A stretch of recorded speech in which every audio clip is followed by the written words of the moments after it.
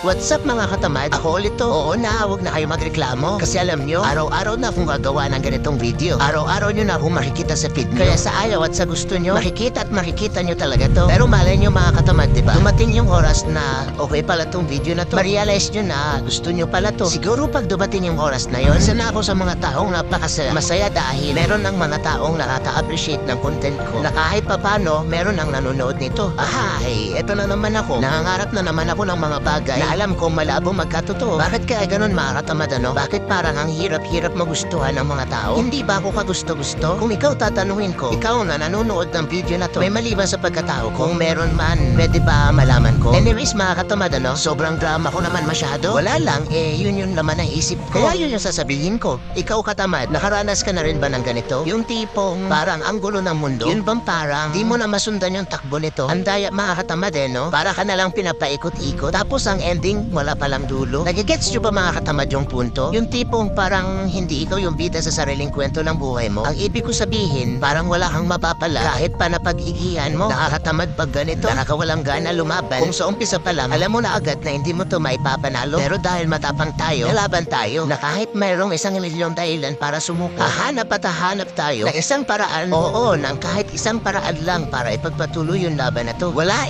pinanganak akong ganito. Pinanganak akong wala yung salitang pagsuko sa diksyonaryo. Kaya alam ko sa sarili ko, baliwala lahat ng to. Diba nga sabi nila, hindi ka bibigyan ng Diyos ng pagsubok kung alam niyang hindi mo kaya. Kaya bakit tayo panghihinaan ng loob? Magtiwala lang tayo sa Kanya. Pero mga katamad, huwag pa rin natin kalimutan na sabayan pa rin natin ito ng sipag, pagsisikap at tiyaga, yung mga sakripisyo at kung ano-ano pa mga katamad. Alam ko isa lang yan sa mga sangkap, sa mga inihahanda niyang magandang bukas. Katulad lang din ng pagluluto. Mas masarap kapag kompleto. Mas masarap kung andyan lahat ng mga rekado. Kaya kung feeling mo katamad, sukong-suko ka na, di sumuko ka na.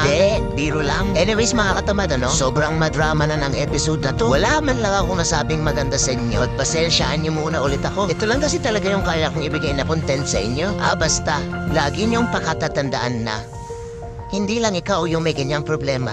Yung iba nga, mas malala pa.